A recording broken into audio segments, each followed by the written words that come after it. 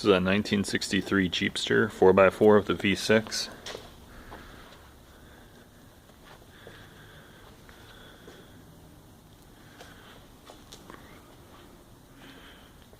Been sitting inside this pole barn for many years, it looks like. See? 4-wheel drive Jeep. The spare on the back. Plates on it.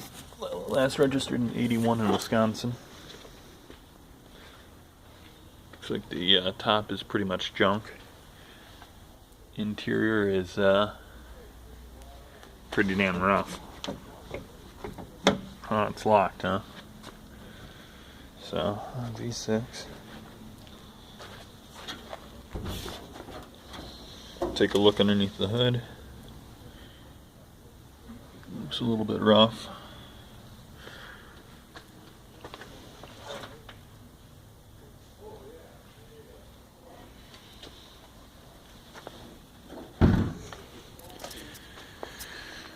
Mostly complete. I guess I could crawl underneath it, take a look at it underneath there quick.